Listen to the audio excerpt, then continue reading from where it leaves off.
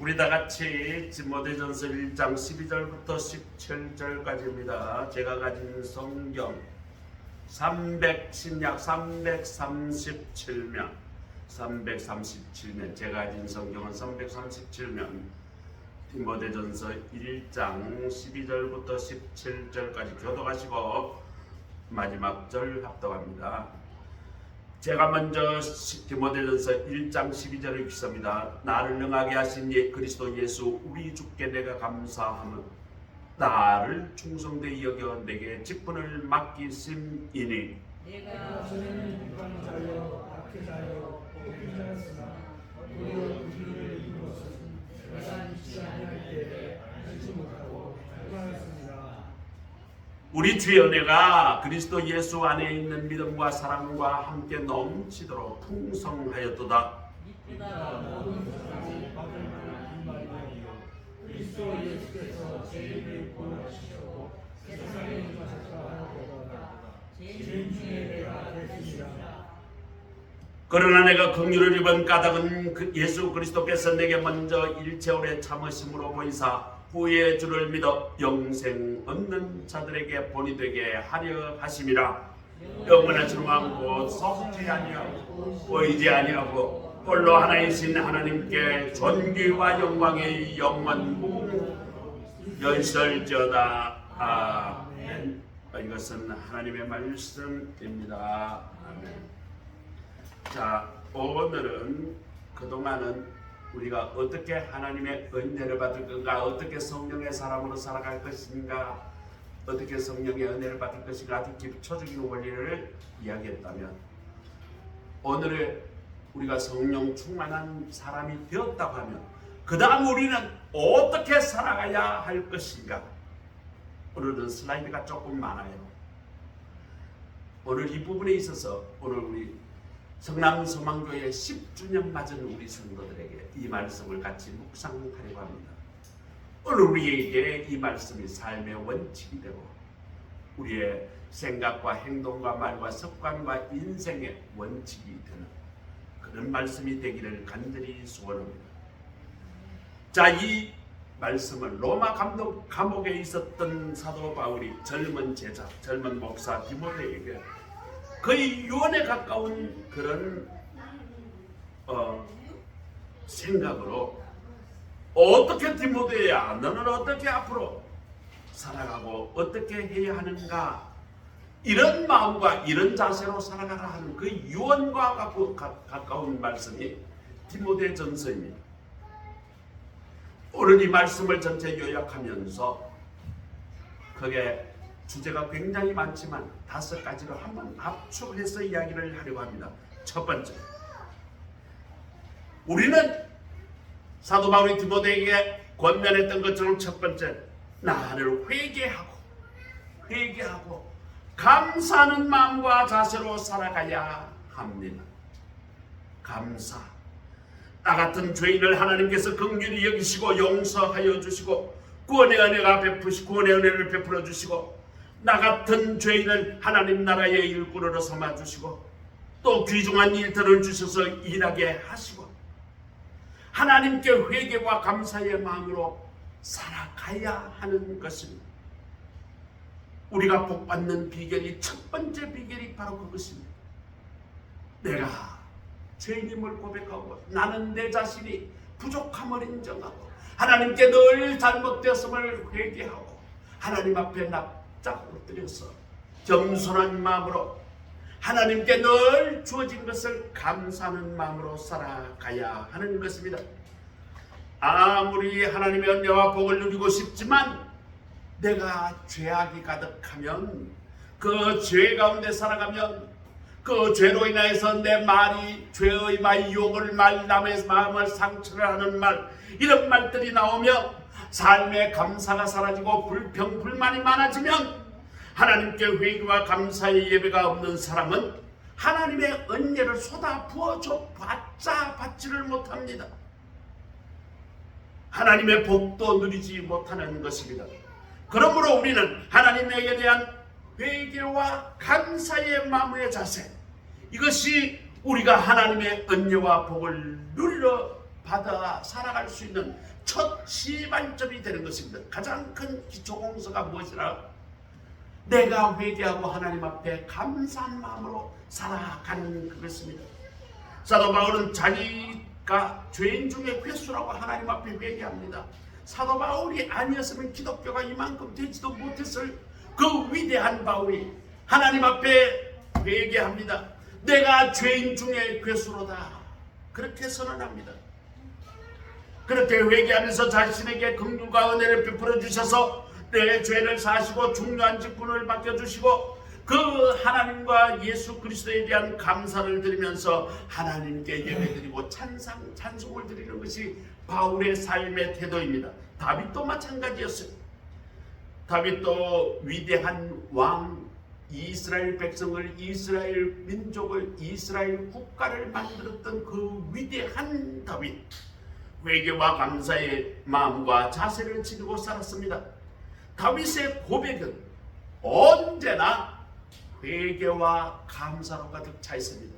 시편이 절반 정도가 다윗이 썼습니다. 다윗의 시편의 절반이 시편의 절반이 다윗이 썼는데 그 주제가 뭔가? 내가 죄인입니다. 하나님, 내게 은혜를 베풀어 주옵소서. 하나님, 내 삶에서 하나님의 은혜가 임하신 것을 하나님 감사드립니다. 이것으로 대부분 채워져 있어요. 그래서 말이죠, 우리가 늘 시편을 교독하는 이유가 인생에 있어서 가장 중요한 원칙이 뭔가? 하나님께 은혜의 삶을 내가 누리고 살아가는 원칙의 첫 번째가 내가 죄인임을 고백하고 내 죄를 작은 것까지 하나님 앞에 회개하고 내가 겸손하게 살아가는 것, 겸손한 마음을 갖는 것, 겸손한 자세로 살아가는 그것입니다. 겸손하지 못한 사람의 특징이 바로 교만입니다. 내가 잘났다는 것이죠. 그리고 불평입니다. 왜 이 땅이냐?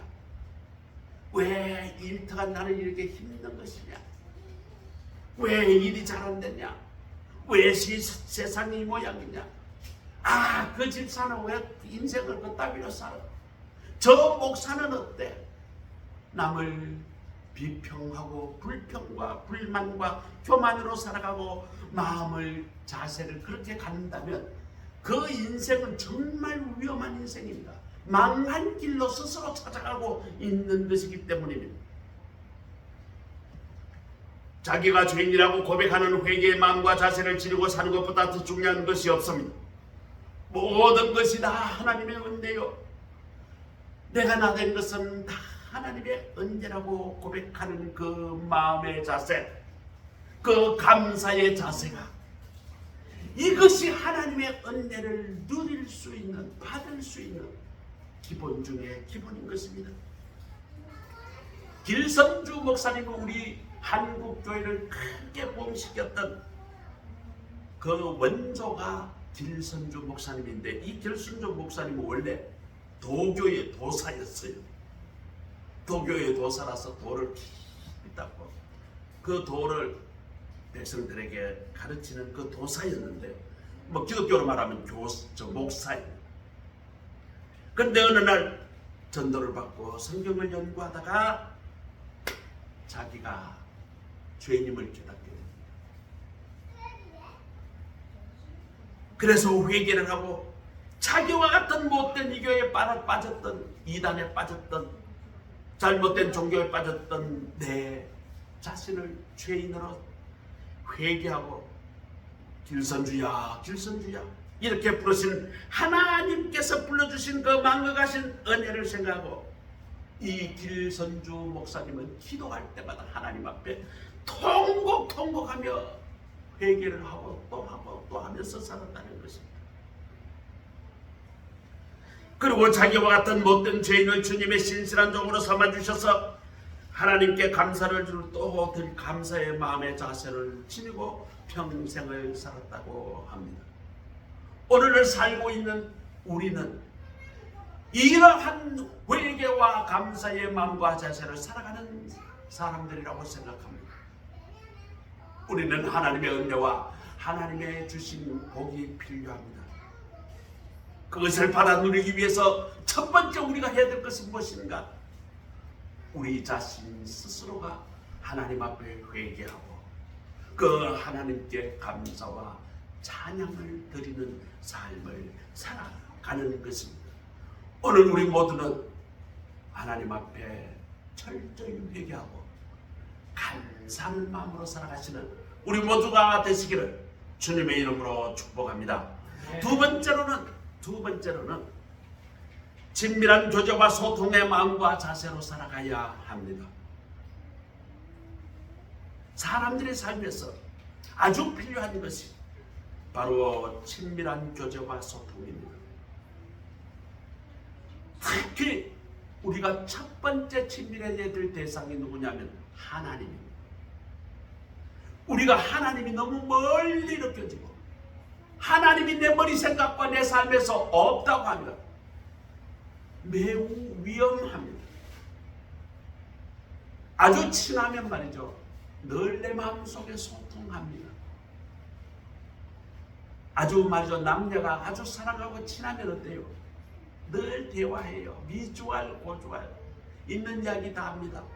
야, 연애한테 보니까요, 요즘 방송에 나오는데 말이죠, 시큰둥하고 말이죠, 11시에 헤어져서 집에 갔는데 말이죠, 바로 전화해가지고 자기 잘 있어 그러더니 새벽 6시까지 그냥 전화를 또 하는 거예요. 아침에 눈이 빨개져가지고 출근하고요. 그러고요, 일하다가 꾸벅꾸벅 졸고요, 저녁 6시 땡 하니까 또 만나러 가요. 야, 그렇게 친밀하게 교제하고 소통하더라고요. 근데 우리가 가장 친밀하고 소통해야 될 대상이 누군가? 하나님입니다. 하나님, 내가 살아가면서 하다가 내가 뭐가 일이 좀 잘됐어요. 어떤 사람은요, 내가 말이 일이 좀 잘못돼가지고 발에 뭔가 불의에 걸려가지고 넘어지고 재수없는 일 만나면 에이 재수없어 그러고 욕을 하는 사람이 있는 반면 어떤 사람은요, 아이고 하나님 감사합니다, 오늘 걸렸는데 안 넘어지고 뼈가 안 부러졌네요, 감사합니다. 이런 사람이 있어요. 아이고 좋은 일 있으면 아이고 하나님 감사합니다, 할렐루야, 하나님의 은혜입니다. 모든 걸 하나님과 소통을 해요. 좀 여전 일 있으면 아이고 하나님 감사합니다, 요만만 하기에 감사합니다. 좋은 일 있으면 하나님의 은혜입니다, 감사합니다. 늘 하나님과 소통하며 살아갔습니다. 예수님은 이 땅에 오셔서 모든 종류의 사람과 친밀하게 교제하고 소통하셨습니다. 각종 병자들, 죄인들 만나주시고 친밀하게 교제하고 소통해 주셨습니다.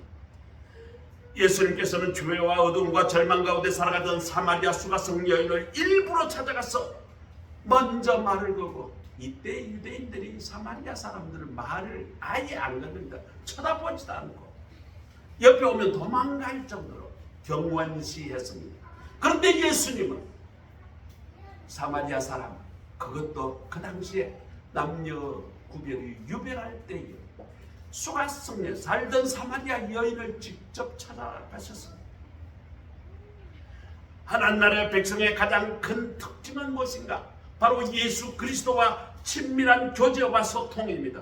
우리의 삶에서 예수 그리스도와 성령님과 친밀한 교제와 소통이 없으면 바로 우리 영혼은 어떻게 되는가? 내 본성, 죄의 본성과 친구가 됩니다. 그렇게 되면 내 친구는 누가 되는가? 사탄 마귀가 내 친구가 돼.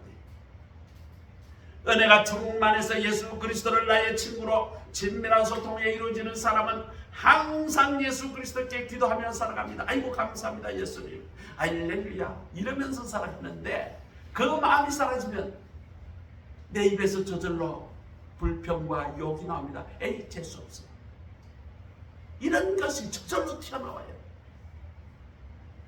그러면 우리 영혼은 마귀의 유혹에 넘어가 마귀의 종이 되고 마귀의 밥이 되고 교만과 죄성의 노예가 되어서 내 삶은 점점 지옥으로 변하게 됩니다. 뭐 하나님께서 심판 안 해도요, 하나님이 없는 삶이 스스로가 지옥의 삶이 되어버리는 것입니다.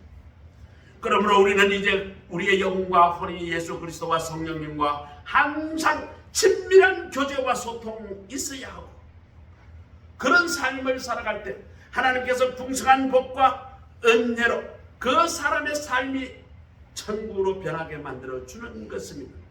그리할 때 내 삶이 천국으로 바뀌면 내 주변의 사람과도 친밀한 교제와 소통과 화해가 일어납니다.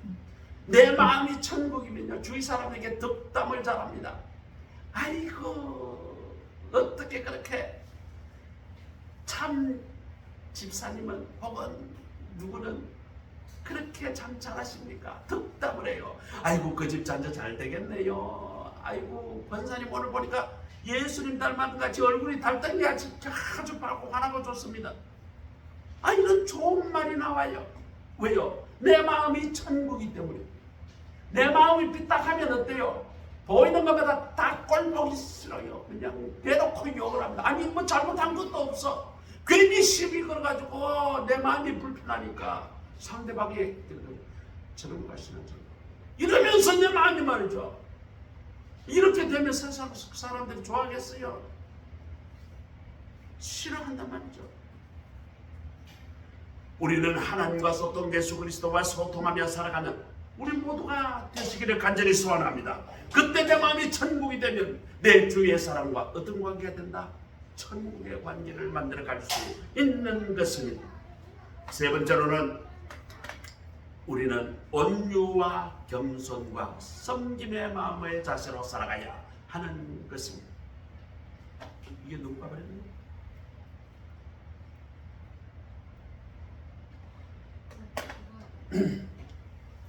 우리의 마음이 온유해야 합니다. 부드러워야 해요.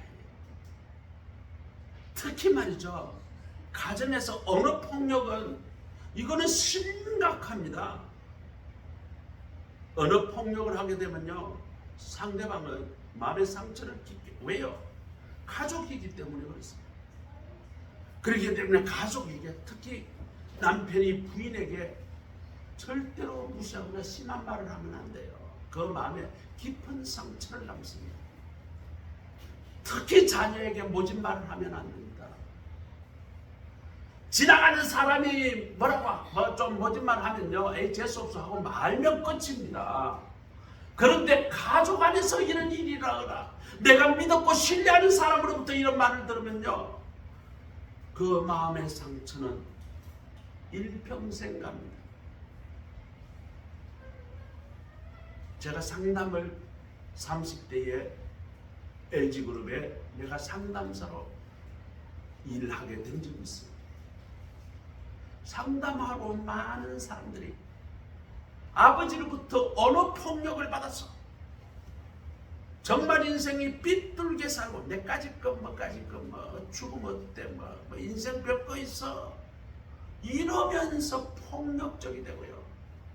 노조에서 말이죠, 선발대 보면 이런 사람들이 제일 먼저 나서는 거예요. 까짓 거뭐 이제 다 때려 부수고 내 죽어버리면 그만이지 이러면서 하니까 걷잡을 수가 없는 인생이, 파괴적인 인생이, 멸망으로 가는 인생이 되어지더라는 것입니다. 우리의 말은 온유해야 됩니다. 우리의 삶은 온유해야 합니다. 온유하려면 내가 겸손해야 돼. 내가 높은 자리에 있고 니는 잘못되었다라는 시각으로 바라보니까 온유한 마음이 사라집니다. 내가 겸손해야 돼. 내게 주신 남편, 하나님이 보내주신 사람으로 받들고 인정하고 살아갈 때 내 마음은 온유해집니다. 내게 주신 아내, 하나님이 주신 사람이다라는 생각이 있을 때에 내 마음의 감사가, 내 마음의 온유가 나오게 됩니다.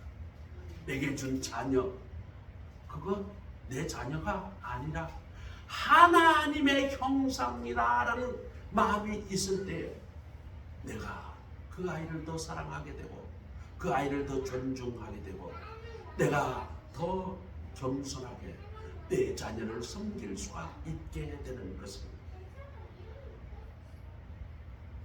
이 마음과 사실로 살아가는 것이 우리에게는 너무너무 소중한 삶이라고 생각합니다. 이것이 바로 예수 그리스도의 삶의 모습이기 때문입니다. 예수께서 하신 말씀을 인용합니다. 마가복음 11장 29절에 내 마음은 온유하고 겸손하니 나의 멍에를 메고 내게 배우라. 예수님은 내게 배우라. 예수님의 마음을 배우라고 우리에게 권면합니다.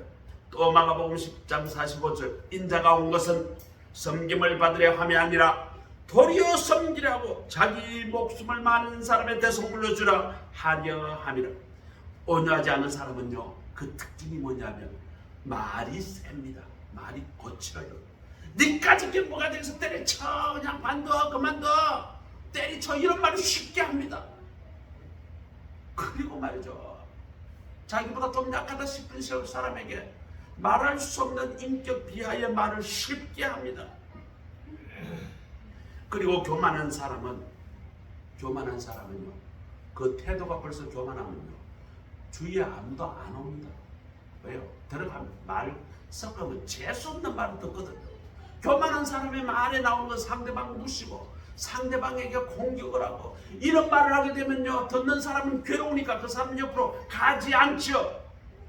그렇기 때문에 관계가 파괴되고 함께 일하려고도 하지 않습니다. 그러면요, 주변에 사람이 없습니다. 저는 항상 우리 서영준 우리 사위를 내가 정말 높이 평가합니다. 왜요? 너무 온유하니까. 내가 하는 태도를 보면 어떻게 사회생활 하는지 안 봐도 그림이야. 저런 사람 주변에는 사람들이 말이죠, 달라붙습니다. 왜요?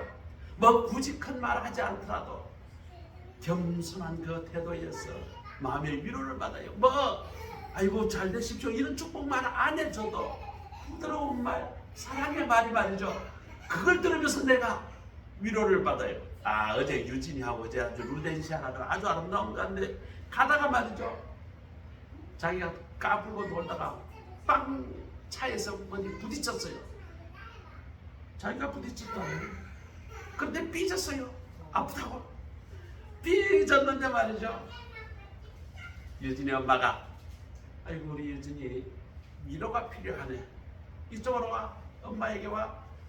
그냥 말해 양 하고 막 울더니 저 엄마 품에 앉을 것 같아. 갑자기 새록새록 무슨 말 하지 않았어요. 아, 엄마가 나를 따뜻하게 대해주는구나. 그것이 그 모든 것을 말하지 않아도 이미 관계가 풀어지는 것을 보고, 야, 역시 우리가 하나님의 아픔에 따뜻하게 다가가게 되면 굳이 하나님으로부터 뭐 이런 말 저런 말, 야 최성집사야 오늘 이래라 저래라, 하나님으로부터 음식 듣지 않고도 벌써 나는 위로를 받고 격려를 받는 것입니다. 사도 바울은 온유와 겸손을 귀중하게 여기고 그리고 살아가다 이렇게 예찬합니다. 에베소서 4장입니다.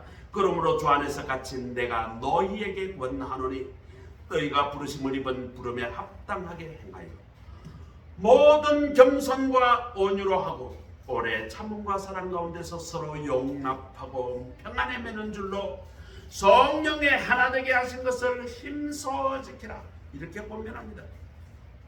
예수님께서도 제자들에게 온유와 겸손을 배우라고 말씀하십니다. 섬김의 삶이 되라고 가르치며 공부하셨습니다. 요한복음 13장 14절에서 15절. 내가 주의 또한 선생이 되어 너희 발을 씻겼으니 너희도 서로 발을 씻기는 것이 옳으니라. 내가 너희에게 행한 것 같이 너희도 행하려 하게 하여 본을 보였노라.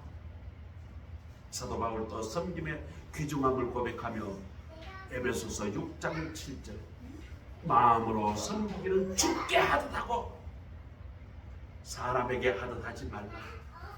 내게 오늘 어떤 사람이 만났습니까? 오늘 돌아가서 실천해 보세요.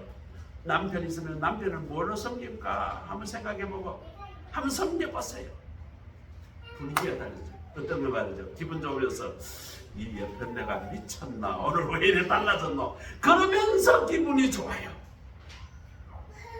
아무리 탁월하고 능력이 좋고 유능한 사람이라도 온유하지 못하고 겸손하지 못하고 섬김의 삶을 살지 못하고 섬김을 받으려고만 할 때 아무도 그를 좋아하지 않습니다.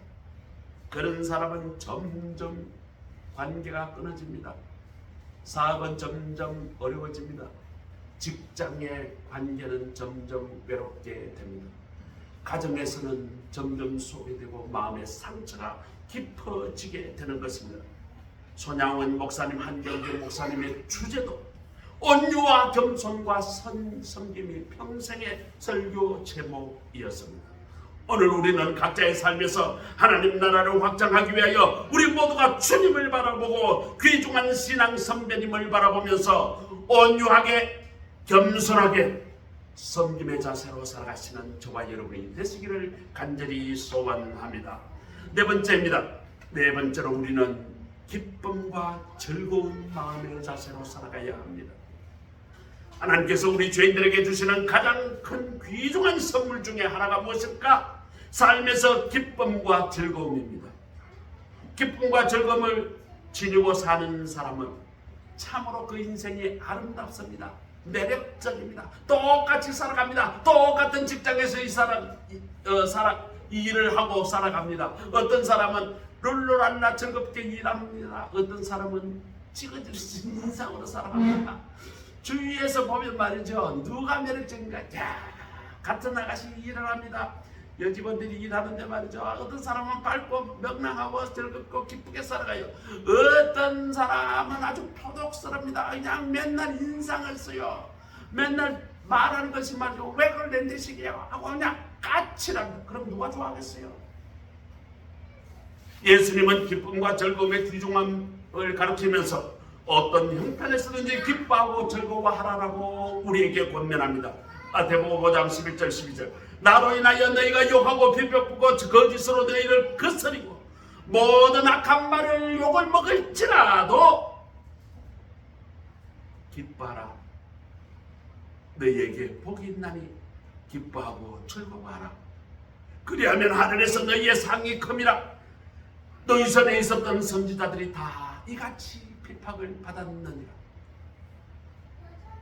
우리가 예수 그리스도 안에서 우리가 성령으로 살아가게 되면 우리 마음속에 기쁨이 넘칩니다. 우리가 환경이 좋아서 우리의 기쁨과 즐거움이 넘치는 것이 아닙니다. 우리 세상은요 항상 재수 없어요. 경기 좋을 때가 별로 없어요. 세상은 다 그래요. 그러므로도 우리가 기쁨과 즐거움으로 살아가야 할 이유가 뭘까요? 성령이 나를 기쁘게 즐겁게 해주시기 때문에.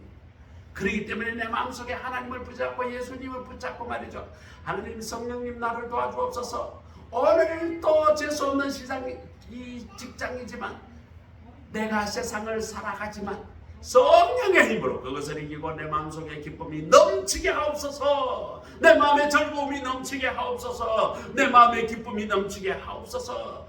성령님께서 내게 기쁨이 주시면요, 전에만 내게 말도 까칠하게 됐던 직장 상사의 말이 더 이상 그렇게 괴롭게 들리지 않습니다. 아이고 그래 저렇게 말하는 저 사람 마음은 오죽하겠나. 아이고 성령님 감사합니다. 감사합니다. 별일 아니게 그렇게 넘어가요. 고객에게 말이죠, 전화로 막 욕을 해댑니다. 아이고 그 사람은 오죽 답답하면 저렇게 해야겠나.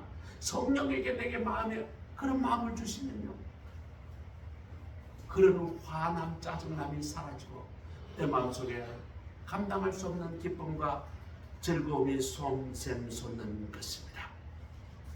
예수님의 제자들도 채찍질과 능력을 받으면서 기뻐했다고 합니다. 사도행전 5장 41절에 사도들은 그 이름을 위하여 능력받는 일에 답당한 자로 여기며 내가 고난을 받으니 내가 예수 믿는 사람으로 인정받았구나 하면서 오히려 더 기뻐했다. 그러면서 공회 앞을 떠나갔다라고 사도행전 5장에 기록합니다. 사도 바울은 또 빌립보 교회 성도들에게 기뻐하라고 권면합니다. 주 안에서 내가 항상 기뻐하라. 내가 다시 말하노니 주 안에서 다시 기뻐하라. 어떻게 기뻐하라? 주 안에서. 내가 주 안에 있지 않으면 기뻐할 수가 없어요. 남들이 나를 욕하고 고통하고 손가락질하면 내 마음이 어떻게 기뻐해요? 그런데 내가 주 안에 있게 되면 기뻐할 수 있어요. 이것이 기쁨의 비결입니다. 그리고 사도 바울은 데살로니가 교회에 편지하면서 항상 기뻐하라. 기뻐할 때만 기뻐하는 것이 아니라 사건이 안 좋고 여건이 안 좋아도 기뻐하라고 권면합니다. 환경이 어떻든 사람의 관계가 어떻든 내 마음속에 범사 모든 일에 기뻐하라고 권면합니다. 구약에 나타난 믿음의 많은 선비들도 기쁨과 즐거움의 중요함을 예찬하고 기도했습니다. 다윗도 환난 중에서 목숨이 경각에 다 있는 그 위태로운 상황 가운데서도 내가 하나님 안에서 기뻐하고 즐거워한다라고 시편 16편 3절과 11절에 땅에 있는 성도는 종려한 자리 나의 모든 즐거움이 저에게 있도다. 주의 앞에서 기쁨이 충만하고 주의 앞에는 기쁨이 충만하고 주의 우편에는 영원한 즐거움이 있나이다. 이렇게 고백했어요. 이때 사도 바울이 이 기쁨과 즐거움을 고백할 때가 언젠가? 바로 목숨이 경각에 놓일 때 그때입니다. 굴에서 피해서 숨어가지고 도망다닐 때입니다. 우리들의 짜증과 불평과 불만이 우리 마음과 우리의 몸과 우리 얼굴에 지낼 때 우리는 점점 불행하게 됩니다. 내 아내, 내 남편, 내 자식, 내 부모, 내 주변의 사람들도 나로 인해서 불행을 느끼게 됩니다. 우리들의 기쁨과 즐거움을 우리의 몸과 마음과 얼굴을 지니게 될 때, 우리 마음의 그 기쁨이 느끼게 될 때, 우리의 마음의 즐거움이 넘치게 될 때 우리 스스로 행복하게 되고 우리의 주변의 사람들도 행복을 느끼게 되는 것입니다. 기쁨과 즐거움의 마음과 자세로 이 세상을 살아가는 것이 얼마나 중요하고 행복한 일인지 모릅니다. 우리 모두는 각자의 삶에서 하나님 나라의 확장을 위해서 예수 그리스도 안에서 살아가실 때 기쁨과 즐거움의 마음의 자세로 살아가시기를 바라고, 이것이 얼마나 귀중하고 아름다운 행복한 삶의 열쇠인지 깨닫고 그렇게 살아가시는 주인공이 다 되시기를 주의 이름으로 축복합니다. 자, 마지막으로는 생명을 바치는 충성의 마음으로 살아가야 합니다. 참 이 자세가 쉽지가 않아요. 우리가 세상 살아가면서 정말 내 생명을 바치듯이 충성으로 그런 마음으로 살아간다는 것이 쉽지 않습니다. 때로는 육체적으로 힘들고 정신적으로 번아웃될 때도 있습니다. 그러나 성경은 우리에게 권면합니다. 하나님 나라의 확장을 위해서 내가 예수 그리스도의 제자된 모습을 보여주며 살아가야 한다는 것입니다. 우리는 나라와 민족을 위해 바치는 그런 생명을 바친 사람을 순국열사라고 부르죠. 그리고 우리는 그들을 존경합니다. 우리는 하나님 나라와 십자가 복음을 위해 생명을 바친 사람을 순교자라고 부르며 또 존경합니다. 수많은 순교자들이 있고 수많은 순국열사들이 있습니다. 사실 예수 그리스도의 삶이, 예수님의 삶이 생명을 바치는 삶이었죠. 성경에 많이 나오는 스데반 집사나 사도 바울의 삶도 결국은 삶을 바치는 삶이었습니다. 주기철 목사, 손영원 목사님 등 우리가 존경하는 믿음의 선배들 제일 중요하게 여기는 말씀이 있습니다. 계시록 2장 10절입니다. 내가 죽도록 충성하라. 그리하면 내가 생명의 멸관을 내게 주리라. 이와 같은 말씀을 주님을 믿고 따르는 모든 신자들에게 모두 순교자가 되라, 그런 말씀은 아닙니다. 주님과 하나님 나라를 위해서 큰 희생을 각오하고 신앙생활을 하고 섬기고 그 삶을 살아가라는 말씀인 것입니다.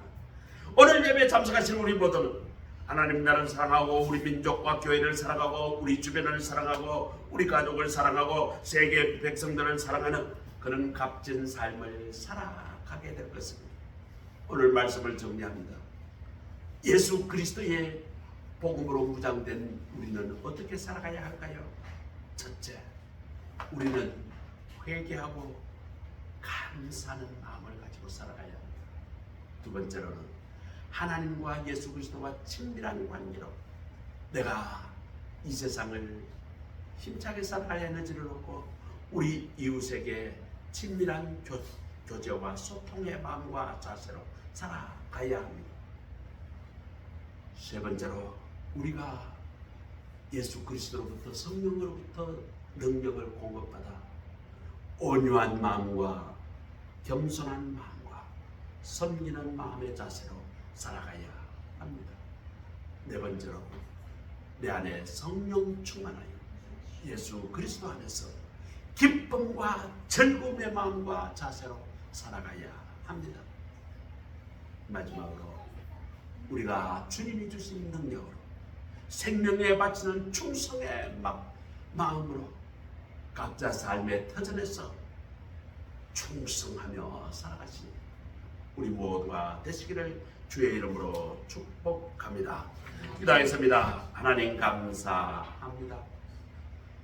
오늘 예수 그리스도 안에서 성령 충만한 사람은 어떤 마음과 자세로 살아가야 할 것인가 깊이 묵상하였습니다. 하나님을 회개하고 감사하는 마음으로 살아가게 하시고 친밀한 교제와 소통의 마음과 자세로 성령의 능력을 받아 온유와 겸손과 섬김의 마음으로 또 기쁨과 즐거움이 충만하여 기쁨과 즐거움으로 살아갑니다. 하나님이 주시는 능력으로 생명을 바치는 충성된 마음으로 자세로 살아가는 우리 모두가 되게 하옵소서. 우리의 삶의 터에서 하나님의 영광을 나타나게 하옵소서. 예수 그리스도의 이름으로 감사하며 기도드립니다. 아멘. 찬송가 459장입니다. 459장 맞죠? 459장.